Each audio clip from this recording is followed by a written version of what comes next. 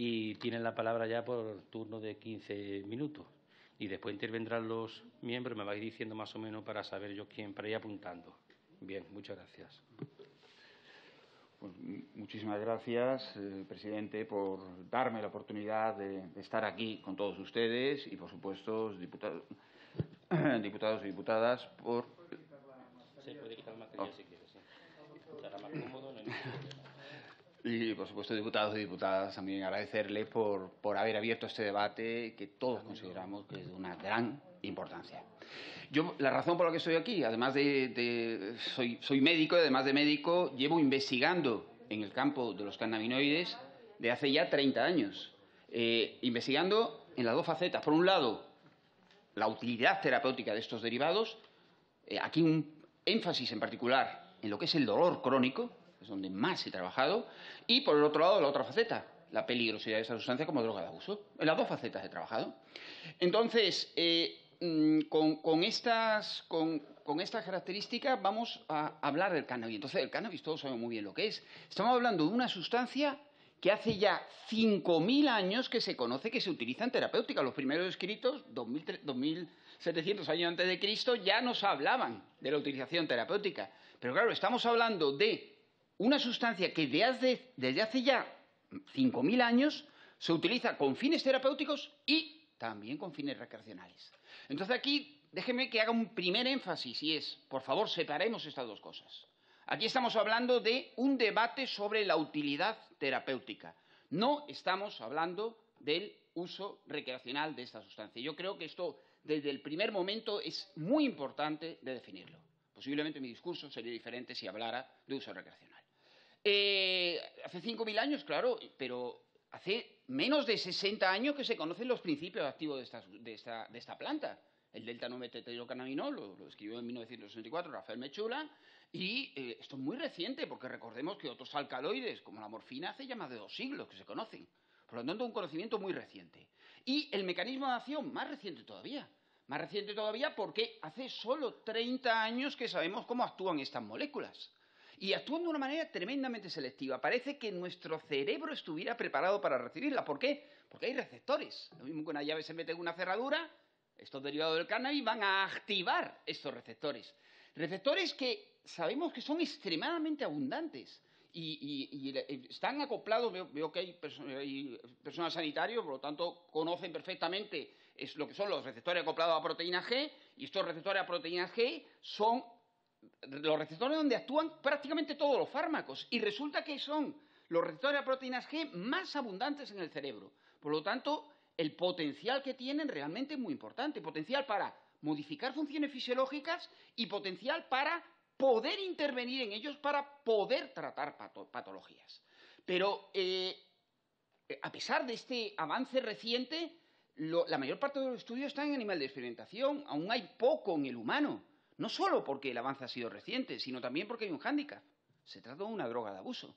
Y esto ha creado, desde mi punto de vista, un estigma, ha creado un prejuicio que ha dificultado el avance del conocimiento de estas sustancias. Obviamente, cuando se utiliza de una manera recreacional, a nadie nos cabe duda que esto va a generar un daño. Y además sabiendo que la edad de inicio es extremadamente precoz. En España en particular, en torno a los 14 años, en toda Europa es muy precoz.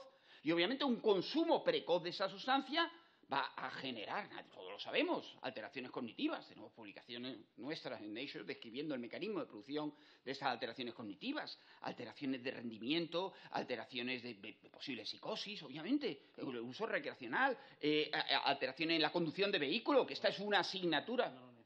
No, una asignatura pendiente que tenemos, la conducción de vehículos. Se habla mucho de alcohol, no se habla de cannabis. Pero bueno, esto es un capítulo aparte, porque este es el uso recreacional. No estamos aquí para debatir de esto. Estamos aquí para saber si esta planta que se utiliza como droga la podemos utilizar en terapéutica, lo podemos utilizar con usos médicos para tratar determinados pacientes. Esta es nuestra finalidad. Entonces vayamos a la planta. La planta, ¿de qué se trata? Y aquí tenemos otra complejidad enorme que también nos ha dificultado el avance. ¿Por qué? Porque antes estas sustancias activas en la planta son lípidos, más difícil de trabajar con ellas. Y tenemos más de 140 cannabinoides en la planta. Démonos cuenta la mezcla de sustancias que hay en la planta. Más de 140 cannabinoides con más de 400 terpenoides, que son sustancias que nos van a modificar las acciones de estos cannabinoides. Y obviamente, vamos a mencionar solamente a dos, delta-9-tetrohidrocannabinol y cannabidiol, que son los más conocidos, pero no olvidemos que está el CBG, la cannabidivarina, que sin duda próximamente escucharemos de ella, de sus utilizaciones terapéuticas, pero por lo pronto centrémonos en estos dos. THC. THC es la principal sustancia psicoactiva en los derivados del cannabis y es la principal razón por la que los consumidores recreativos la utilizan. Y conocemos muy bien el mecanismo de acción del THC, delta-9-tetrohidrocannabinol. Activa el sistema endocannabinoide y sabemos bien por qué producen una respuesta analgésica, alivian el dolor. Lo sabemos con estudios en animales de experimentación, cierto, pero también estudios de imagen en el humano que nos demuestran los mecanismos que se ponen en juego. ¿Qué mecanismos se ponen en juego para aliviar el dolor cuando damos THC? Pues es muy interesante porque, por una parte, vamos a frenar la entrada de estímulos dolorosos. Lo frenamos en la periferia y, sobre todo, a nivel de la médula espinal. Pero, además de esto, vamos a activar el sistema de analgesia endógena, un sistema inhibidor descendente con el que nosotros mismos frenamos el dolor cada vez que nos hacemos daño. Esto también lo activa el THC. Y lo tercero, muy importante, tenemos una estructura que es el sistema límbico, que es la que nos da todo el componente emocional del dolor. Aquí también tenemos receptores cannabinoides. Y aquí el THC va a disminuir este componente emocional del dolor, algo que es crucial para el tratamiento del dolor. Entonces, con el CBD lo conocemos un poco menos, pero el CBD sabemos que no actúa para nada a nivel de estos receptores, actúa frenando un poco las acciones de estos receptores. Pero sabemos, un poco menos del CBD, pero sí que sabemos que es antiinflamatorio. Y para hacer un poco divulgativo, imaginaros como una aspirina que disminuye a mediadores de inflamación. Así actúa el CBD. Y sobre el dolor, imaginemos los parches estos que nos ponemos de capsaicina para desensibilizar el dolor. Es un poco el mismo mecanismo de acción por el que actúa el CBD. Además de esto, también actúa sobre unos receptores que se utilizan para tratar la ansiedad con fármacos que no producen efectos adictivos, como la euspirona, la tauspirona. Estos receptores serotonérgicos también actúa el CBD. Y claro, por estos mecanismos se va a frenar los estímulos dolorosos. Entonces, démonos cuenta de estos dos componentes, THC-CBD. THC conocemos muy bien cómo frena el dolor, CBD lo vamos conociendo. Claro, nos interesa que estén los dos presentes en la planta para poder tratar el dolor. ¿Y qué nos encontramos? Nos encontramos que las preparaciones de cannabis de hoy no son las mismas que las de los años 80. No sé si se hablaba hoy ya de esto, pero en los años 80 había 3-5% de THC y un 1-2% de CBD. Ahora no. Ahora tenemos 20% de THC, 0,5% de CBD. No necesariamente la combinación perfecta para combatir el dolor. ¿Por qué?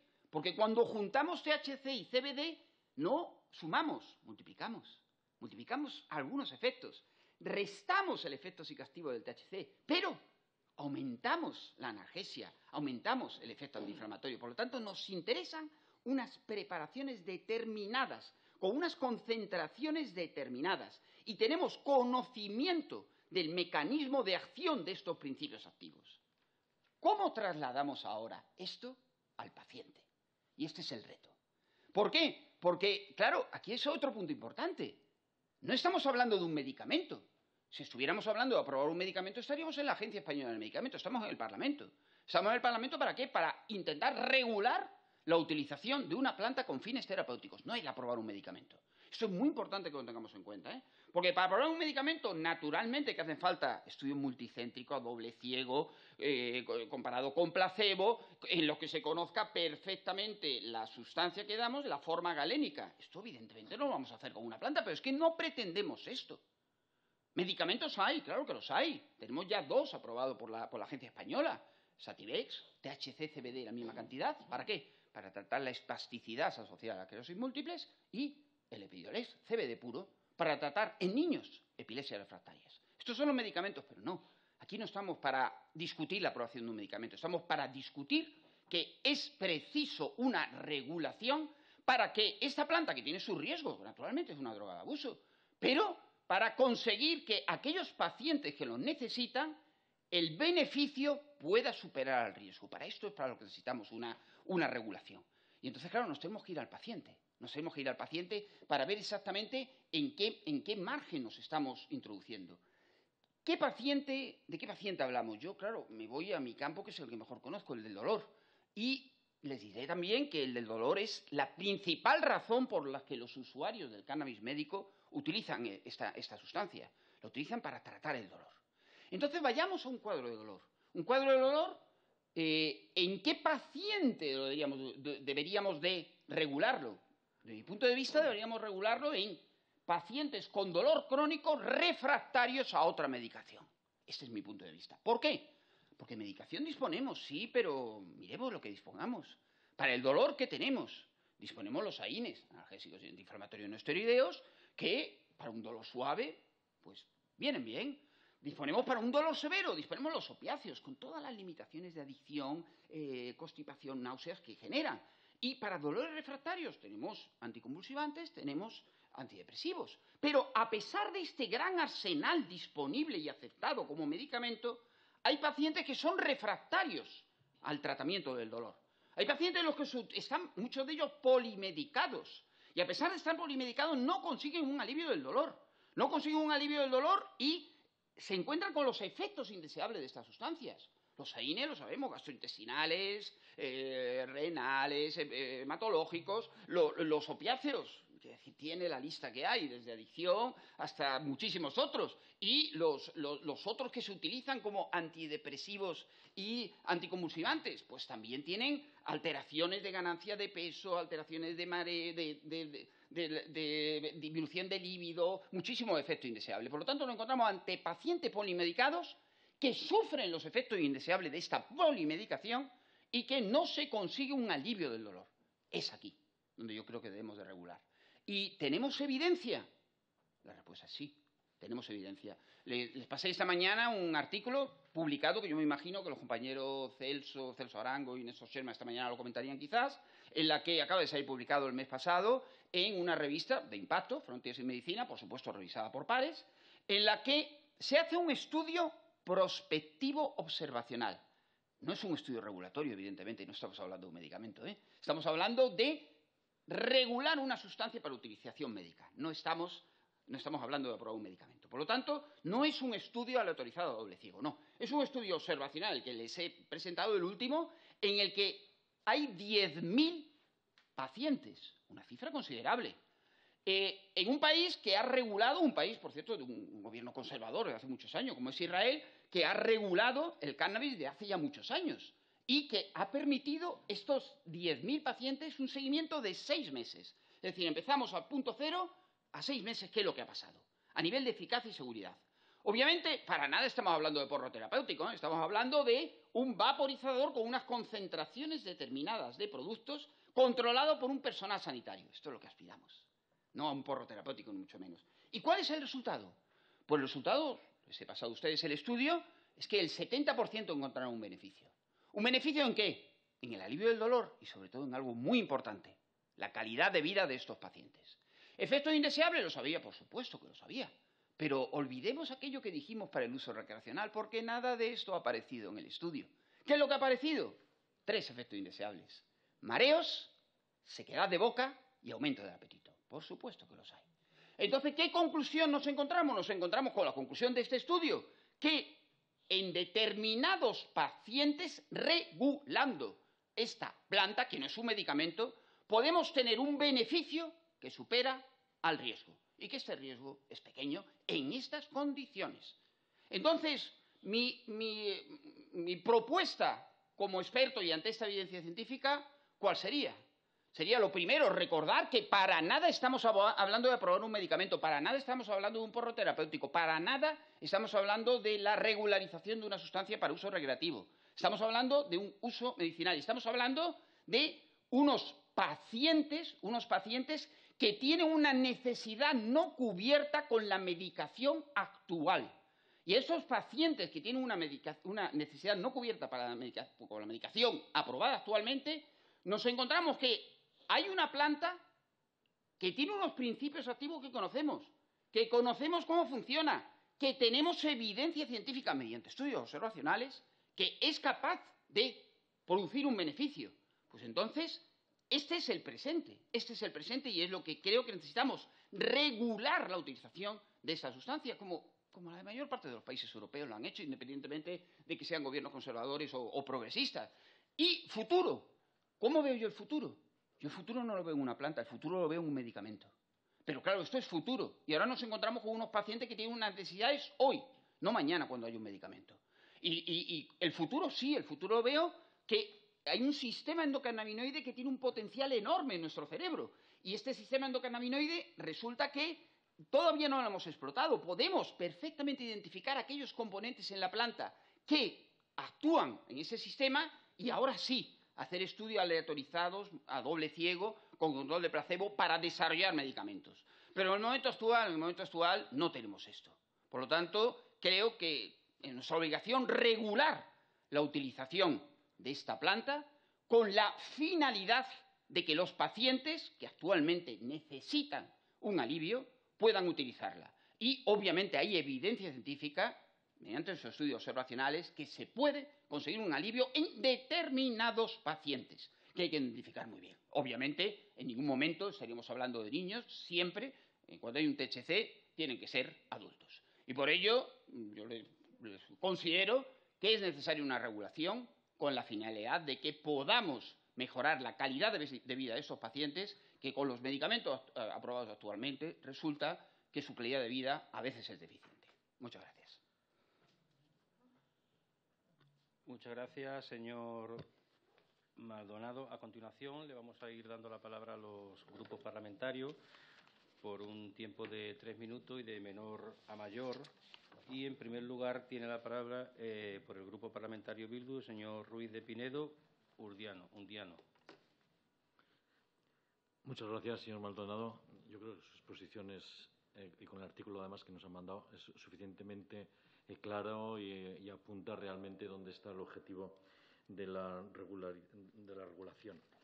¿Quién, y médicamente, o sea, en manos de quién queda esa prescripción, el darle al paciente la pauta, ¿por dónde tendría que ir esa regulación? Muchas gracias, no sé si he dicho. Respondo al final, ¿no? Sí. Bien, por el Grupo Parlamentario Vasco, la señora Gorospe Elezcano. Sí, gracias, presidente. Buenas tardes, señor Maldonado. Empiezo por el final de su afirmación. Se ha hablado también esta mañana del sistema cannabinoide de nuestro cerebro. Ha dicho, aún no hemos explotado esto, y le pregunto, porque ya empieza. ¿Qué es lo que habría que hacer para poder explotarlo, para poder realmente explotar y beneficiarnos del potencial de este sistema cannabinoide? Ya lo digo porque hoy ha salido, se ha hablado de él en reiteradas ocasiones y parece que lo ha comentado con entusiasmo, o sea que si tiene un poquito de tiempo le agradecería esa información. Yo iba a preguntarle qué patologías deberían incluirse en la regulación. Usted ha dicho que debería dirigirse al ámbito del dolor crónico en aquellas personas que sean refractarias a otra medicación. Pero usted también decía que estamos hablando de regular una sustancia para uso médico. No sé si puede ampliarnos más cómo visualiza usted esa regulación. ¿Solo sería para este colectivo, en cuyo caso, por qué otras personas que tienen otras patologías no podrían usarlo? No lo he entendido bien. Y tampoco he visualizado bien ese itinerario completo que usted hace desde que se regule para qué colectivo, para el uso de la sustancia, insistía mucho, no la aprobación de un medicamento, sino la sustancia, y luego cómo se accede, cómo se controla, quién la prescribe. ¿Cómo hace usted su itinerario en ese planteamiento? Y, por último, no sé si ha tenido usted oportunidad de escuchar a la compareciente anterior. No, vale. Ha sido la responsable, la presidenta del Observatorio Portugués de Cannabis, nos hablaba desde la perspectiva de los pacientes. Más o menos, salvo que yo me haya confundido, decía que en Portugal tienen regulación que permite toda la cadena de producción, también la autorización de los productos, pero, sin embargo, no hay industria suficiente interesada como para que realmente, y tienen acceso, es decir, tienen regulación completa, tienen acceso en farmacia comunitaria, pero, sin embargo, no tienen suficiente industria interesada en este tema. Me ha llamado la atención, porque de hecho decía que aquellos que un producto al que nos hemos referido en esta comisión ya en reiteradas ocasiones, sí que hay acceso en farmacia hospitalaria, pero hay acceso, ellos allí no pueden acceder. A mí, yo que no soy una estudiosa como usted de este tema durante tantos años, me resulta extraño. Es decir, nosotros tenemos dos productos, no se puede acceder a ellos en farmacia comunitaria o con un acceso rápido que nos gustaría. No tenemos una regulación para que puedan desarrollarse más todo el potencial para que todas las personas pacientes puedan beneficiarse, pero la realidad es como extraña, ¿no? No hay más. No sé si me estoy explicando. A mí me ha resultado chocante. Gracias. Muchas gracias. Por el Grupo Unidas Podemos tiene la palabra la señora Medel Pérez. No, Muñoz Alda. Perfecto. Muchas gracias, presidente. Muchísimas gracias, señor Maldonado, por su exposición. Usted ha señalado un asunto que aquí se ha hablado poco, ¿no? De los pacientes que utilizan opiáceos y que podrían utilizar cannabis, ¿no? Estamos hablando de un problema que yo creo que aquí no hemos hablado aún de la magnitud del problema. Según los datos del Observatorio del Dolor de la Universidad de Cádiz, más de 7.000 personas han muerto en España entre 2010 y 2017 por sobredosis relacionadas con medicamentos opioides bajo receta médica. Yo creo que esto es un punto importante a tener en cuenta a la hora de plantearnos pues la regulación y a quién tiene que ir dirigida. Usted ha señalado que de momento no se trata, digamos que el debate no es si tiene que ser un medicamento, ¿no? Que tenemos ya dos medicamentos. Entonces, usted está hablando de permitir preparados de cannabis, ¿no? Entonces, le quería preguntar qué formas de preparados deben permitirse, si tenemos que considerar el uso de cannabis crudo, las fórmulas magistrales, otros preparados de cannabis como extractos, aceites, etcétera, ¿no? Y después, ¿qué vías de administración deben permitirse para esos preparados de cannabis, ¿no? Si pueden fabricarse en forma de preparados orales, como cápsulas, aceites, en forma de preparados que pueden vaporizarse, en otras formas. Y si esos preparados de cannabis estuvieran disponibles, si necesitarían receta y, en ese caso, si lo tiene que recetar un médico especialista, un médico, digamos, general, cualquier médico, o incluso un enfermero o enfermera, ¿no? Nada más y muchas gracias. Muchas gracias, señora Muñoz. Por el Grupo Parlamentario Vox tiene la palabra el señor Stilman Olmedillas. Con la venia, señor presidente. Muchas gracias, doctor Maldonado. Mire, lo primero tengo que agradecerle su entusiasmo y además el comprobar que no necesita micrófono. Entusiasmo viene de una palabra griega que significa poseído por un dios. Yo no sé por quién está poseído, pero en todo caso le agradezco el entusiasmo. Mire, yo he visto lo que usted ha publicado y es admirable. Pero mire, usted de 113 publicaciones que tiene en PubMed sobre cannabinoides, 95 son en ratones. De usos terapéuticos me he tomado la libertad de ver lo que son. Y tiene uno sobre endometriosis, bueno, no, a lo mejor no se acuerda de que lo tiene, sí. Uno que dirigió a una doctoranda muy interesante sobre la vía del mTOR, en el que abogan incluso en un modelo de ratón, de nuevo, por el uso del tensirolimus como antagonista, un fármaco inmunosupresor que nosotros los hematólogos utilizamos, y también el uso para evitar los efectos adversos del MDMA. Sí, eso lo tiene usted. Bueno, si quiere se lo recuerdo.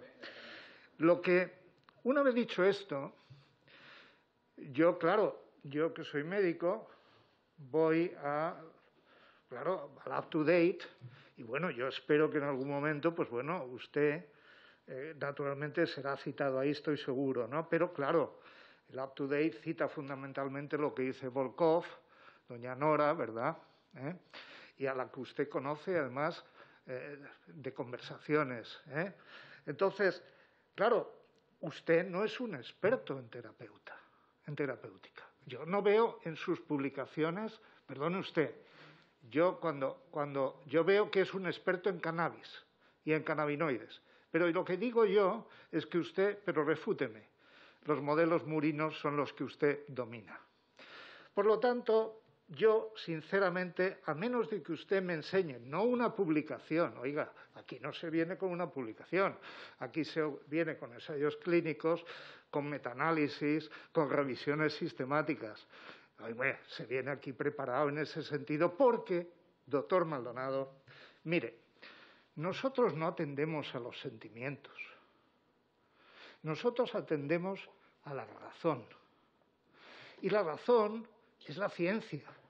Y lo que queremos de ustedes como expertos es que nos ilustren, no apelando a los sentimientos, que hay pacientes que lo necesitan, o sobre todo grupos políticos que lo necesitan. Sí, los de Podemos, por ejemplo, no necesitan, son los que han impulsado todo esto, con la ayuda de la señora Gorospe, por ejemplo. Pero lo que necesitamos nosotros son razones científicas. Y perdone usted no ha dado ninguna. Espero que la contestación me las dé. Muchas gracias. Muchas gracias, señor Stigman. Usted también tiene buen torrente de voz. Continuamos con los grupos parlamentarios. Le damos la palabra al Grupo Parlamentario Popular, la señora Velasco Morilla. ¿Le puedo contestar a usted por alusiones? Después. Muchas gracias, presidente, y darle también, en nombre del Grupo Parlamentario Popular, a don Rafael Maldonado la bienvenida a esta comisión y, bueno, pues la vehemencia con la que ha hecho su intervención, ¿no? La verdad es que hoy llevamos diferentes puntos de vista, a diferentes comparecientes, cada uno dando su punto de vista y por eso les hemos llamado para que al final la Comisión de Sanidad, a través de la subcomisión que se ha creado para el estudio o del cannabis como utilidad terapéutica, pues pudiéramos extraer unas conclusiones que deberíamos de haber contado ya más desde la evidencia científica, desde los clínicos, y tener un manual donde los diferentes parlamentarios pues tuviéramos también un reflejo en qué es lo que dicen los clínicos en una situación o una sesión consensuada y ustedes lo hacen de una forma, pero yo creo individualizada, pero yo creo que la riqueza está en ese debate multiprofesional de diferentes categorías profesionales para al final emitir unas conclusiones, ¿no? Y que luego porque un poco desde el Grupo Parlamentario Popular hemos dicho que hemos empezado la casa por el tejado y yo creo que al final, porque los diferentes portavoces, pues unos son sanitarios, otros no son sanitarios y al final en un tema muy en la calle, pero que requiere de una evidencia y un avance científico, pues requiere de un estudio previamente para que pudiéramos avalarnos nosotros, ¿no? Y por entrar en algunas cuestiones que usted ha planteado, ha hablado de es preciso una regulación. ¿Qué nos puede decir? ¿Una regulación específica sobre el uso del cannabis o una modificación de la ley del medicamento para incorporar el cannabis? Porque tenemos, por un lado, las fórmulas galénicas, hoy esta mañana hemos hablado aquí, o moléculas como cualquier otro medicamento. No sé cuál es su opinión. Y luego, hoy usted nos ha dado una visión sobre el tratamiento en base a una evidencia que yo creo que es insuficiente, pero deberíamos de contar con mucha más masa crítica y más estudios que avalen ese comportamiento de cara al dolor, porque la verdad es que a estas alturas pues yo creo que ningún paciente quiere pasar dolor y ningún sanitario quiere que su paciente pase dolor, ¿no? Pero yo creo que hay que eso medirlo mucho, ¿no? Y con respecto a está, como decía, que muy claro cuál es el comportamiento, y esta mañana nos han presentado, del cannabis en los pacientes con problemas psicóticos, ¿sabes? Pero no tenemos tanto, o hay una evidencia pobre en el apartado que nos ha dicho del dolor, ¿no? O la compareciente anterior nos hablaba de la epilepsia, ¿no? Entonces, yo creo que asegurar en base a estos estudios que no requieren todavía de más profundidad, pues desde el Grupo Parlamentario Popular lo vemos como muy precipitado, pero bueno. Y luego, como decía, entendemos que necesitamos más evidencia científica que para contrarrestar y que la ciencia al final tenga y que los clínicos puedan participar en esa evidencia científica, definir muy bien hacia dónde o en qué casos podríamos abordarlo, por supuesto, dentro de esa masa clínica científica. Y yo no sé si en la experiencia que usted tiene, cuál ha sido la interacción con medicamentos, por ejemplo, ha hablado de alguno, ha puesto un ejemplo con tratamientos del dolor, no sé si hay alguna interacción que conoce o no, pero bueno. Y por resumir, desde luego tenemos una sustancia que se ha consumido durante siglos, como muy bien decía, pero cuyos efectos se han probado muy poco en estudios clínicos y, por supuesto, en pacientes. Entonces, yo creo que, como todo y sobre todo en ciencia, necesitamos de ese aval para que luego los clínicos y, sobre todo, los prescriptores lo puedan tener en el arsenal terapéutico con grandes ventajas y no opiniones de unos u otros o información no suficiente contrastada. Muchas gracias, presidente. Muchas gracias, señora Velasco. Por el Grupo Parlamentario Socialista tiene la palabra la señora Andrés Barea. Muchas gracias, presidente. Bueno, gracias, señor Maldonado. Y, en principio, que yo sepa, estamos en una comisión del Congreso formada por grupos políticos para el estudio del cannabis, por situarnos. Después, estamos aquí porque hay una demanda social que debemos de responder. Y nosotros, como políticos, tenemos que dar una respuesta y consultar a aquellas personas que consideremos oportunas. No tiene la responsabilidad la persona que viene, sino nosotros mismos. A veces las frustraciones nos llevan a esto. Tercero, usted ha dicho que es una posible solución, algo que está en mantillas, por lo que entiendo, y ha dicho las combinaciones, algo que está, digamos, más en el aire todavía porque no está motivado. Y habla de un posible medicamento que estaría controlado por la Agencia del Medicamento, supongo, o es una aclaración que le hago. Hay mucha gente que tiene dolor en España, uno de los objetivos que usted ha dicho, y sería una solución. ¿Qué porcentaje de pacientes serían aliviados por un tratamiento así, en el caso de haber un medicamento o un premedicamento, como hay en algunos casos? ¿Qué patologías? Que lo digo porque antes la interviniente portuguesa ha dicho 7 patologías hay en Portugal por las cuales se dan. ¿Cuáles son los beneficios y cuáles son los perjuicios? Porque si fuéramos a ir a los perjuicios, miles y miles de personas fuman cannabis en España. No sé si lo saben muchos grupos políticos y muchos jóvenes. ¿Y cuándo podría estar listo un medicamento? Porque está claro que no hay investigación porque las farmacéuticas no están interesadas. A lo mejor es que hasta ahora no les ha parecido rentable, pero investigación a marchas forzadas no hay en este momento, más allá de las universidades y más allá de los intereses particulares de gente que esté en este momento trabajando sobre el tema, a nivel académico y a nivel científico, pero lo que se llama la industria farmacéutica no está en marcha.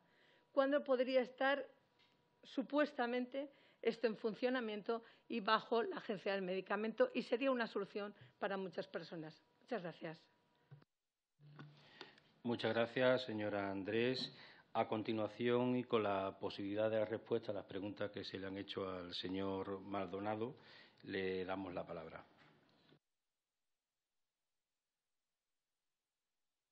Por el final. Voy a empezar por el Grupo Socialista. Creo que ha habido un error, porque yo he mencionado medicamento como futuro, no como presente. Yo he dicho ahora mismo tenemos una necesidad y son unos pacientes que necesitan un tratamiento. Y entonces en el presente estamos con la regulación. En el futuro esperemos que estaremos con el medicamento. Y hablaba, no hay farmacéuticas interesadas. A ver, tenemos aquí un punto clave. Las farmacéuticas en lo que es sistema nervioso central, desde hace ya una serie de años, ha caído el interés. Lo sabemos todo, el personal sanitario lo sabemos perfectamente esto. Pero esto no hace que haya determinadas industrias farmacéuticas que están desarrollando derivados, que están desarrollando medicamentos. La que ha desarrollado Sativex Epidiolex, por ejemplo. Y hay interés. Ahora, claro, aquí yo haría un paraguas más grande. Yo diría, tenemos que potenciar el interés de la industria farmacéutica para investigar en el sistema nervioso central. Este sería mi mensaje. Y separemos presente de futuro. Presente, planta, que solución no he dicho una ventaja, no hablo de solución. Yo creo que la solución está en los medicamentos y para eso necesitamos futuro, no presente. El Grupo Popular me comentaba regulación específica. Sí, lo que los expertos creemos es que debería haber una regulación específica para el cannabis. Una vez más, separando ojalá llegáramos al futuro y llegamos al medicamento, por el que yo creo aquí todos estamos de acuerdo que tenemos que llegar al medicamento, pero entre tanto, ¿qué hacemos? Y es aquí, yo creo que sí podemos intentar mejorar la calidad de vida. ¿Por qué? Porque evidencia científica tenemos evidencia científica para demostrar que, por ejemplo, el artículo que les he enviado, y hay otros también, tenemos 10.000 pacientes en los que, doy la respuesta también a la que se comentó antes, el 70% notó un beneficio en cuanto a calidad de vida. Y esto es un estudio observacional. Evidentemente que no estamos con estudios multicéntricos controlados con placebo a doble ciego. Evidentemente que no, porque no estamos hablando de medicamentos, no estamos en el Parlamento, no estamos en la Agencia Española del Medicamento, que es donde se discutirían estos estudios. Aquí estamos portando evidencia observacional en estudios prospectivos, porque es que es lo que hay, en la cual he recogido el estudio de Israel, pero hay otra serie de estudios que también lo recoge. El representante Evo me hablaba de metaanálisis. Sí, los conocen ustedes, los metaanálisis en los cuales, por ejemplo, para dolor neuropático se muestra una evidencia moderada. Pero una evidencia moderada, evidentemente. Estamos de acuerdo que es moderada. Pero es que no estamos hablando de este tipo de estudios. Estamos hablando de, tenemos un paciente, no tenemos el medicamento, vayamos a ver qué podemos hacer en este momento sin poner el riesgo. Porque es que estos pacientes van a utilizar la sustancia de todas las maneras. ¿Por qué no intentamos que utilicen una sustancia más segura, controlada y que podamos nosotros intervenir en el sentido de por favor, utiliza con estas concentraciones la sustancia? Claro, aquí me hablaba que yo no soy un experto en terapéutica, claro. Bueno, yo diría, ¿por qué no se lee mi artículo de Journal Medicinal Chemistry de este último año? Por ejemplo, me mencionó el E-Life, firmado como primera autora por Alejandra Escudero, de endometriosis, el Journal Medicinal Chemistry. Pues bueno, pues en este Journal Medicinal Chemistry, por ejemplo, Neuropharmacology, CB1 and CB2 receptor on neuropathic pain. Perdón, señor Yo segundo. Señor Stiman, no tiene usted la palabra. Por favor, respete el tiempo. No, pero no haga comentario porque no es un debate. Tiene no está usted hablando y no está en su... A ver, señor Stiman, no tiene usted la palabra. Gracias. No la tiene. Pero que porque... no la tiene, que no tiene la palabra. Señor Stiman, no tiene usted la palabra. Muy bien. Bueno, le digo, por favor, vea mi Journal Medicinal Chemistry, vea así el E-Life de Alejandra, que me comentaba, vea, por cierto, el E-Life de David, justo también del año pasado, justo el del año pasado sobre dolor neuropático. El año pasado publiqué 2 E-Life sobre aspectos terapéuticos. E-Life es una revista de bastante impacto. Uno, firmado por el primer autor, sí, es un impacto de 8. yo creo que un impacto bastante bueno. Entonces, si estamos hablando de artículos, por ejemplo, el año pasado tengo el de David, primer autor, en eLife. Tengo el artículo de Alejandra, primer autor, en eLife. Tengo el Human Medicinal Chemistry de este año, también para dolor. Estamos hablando de artículos de dolor y hablo de 2021-2022, naturalmente. Y si me habla del Nature Neuroscience, que firma Emma de primera autora, por supuesto que aquí hablamos de cognición. Pero sí, me conozco bien mi literatura y yo creo que con estos artículos que publicaron, un artículo, me puede decir a lo mejor que Nature no tiene impacto. Pues no lo sé, para mí sí que tiene impacto. Y entonces, si publico en Nature estas cosas, pues yo me lo creería, la verdad. Pero bueno, entonces yo con esto que le digo que sí, que yo me considero que si publico en Human Medicinal Chemistry, Neuropharmacology y en eLife 2 artículos en un plazo de un año sobre utilidad terapéutica de los cannabinoides, creo que conozco el tema. Creo. Pero bueno, obviamente son consideraciones subjetivas, evidentemente. Bueno, y si pasamos a los comentarios de la representante del Grupo Podemos, creo que ha subrayado un punto que es de una extremada importancia y que no hemos destacado aquí, y es la mortalidad por opiáceos. Creo que esto es un tema muy importante. Recordemos que estamos en estado del océano, en Europa. Saltemos al otro lado del océano. El año pasado, en Estados Unidos, murieron más gente por sobredosis de opiáceos que durante toda la guerra del Vietnam. Eso se dice pronto, pues esta es la realidad. Esto no lo queremos aquí. Esto no lo queremos aquí en Europa. Y entonces, esto es un problema mayor que debemos de evitarlo. ¿Cómo creo yo que se podría evitar? Regulando. Regulando de una manera adecuada. Regulando para evitar que haya una sobreprescripción de medicamentos que son peligrosos. ¿Regulando para qué? Para evitar que una sustancia que todos sabemos que se utiliza por los jóvenes y se utiliza de manera masiva en España y en Europa, regulando para evitar esto. Y yo creo que de esta manera sí que podríamos conseguir un beneficio para toda la sociedad. Y la problemática de los opioides es un drama al otro lado del océano que debemos de hacer todo lo posible para evitar que ese drama venga a Europa. Preguntaba que vía de administración, obviamente en ningún momento estamos hablando de un porro terapéutico, estamos hablando en un principio de un vaporizador. Sería lo más adecuado. ¿Por qué? Porque es que la vía oral, la absorción es muy irregular por la vía oral. Y la vía sublingual sí es para determinados preparados, pero no siempre la vía sublingual es la adecuada. Por lo tanto, lo vemos como un vaporizador. De hecho, la regulación, por ejemplo, en Israel, insisto, el país conservador, como saben, de gobierno conservador, pues lo que ellos ahora mismo están haciendo es, con un control sanitario, están administrando a través de un vaporizador unas concentraciones conocidas de la sustancia. Concentraciones conocidas a partir de los extractos de la planta. Esto es lo que sería quizás conveniente como lo vemos. Me comentaba del PNV que otra, o sea, cómo veía yo el itinerario. Yo el itinerario, como lo veo claro, yo soy médico, soy médico y soy médico.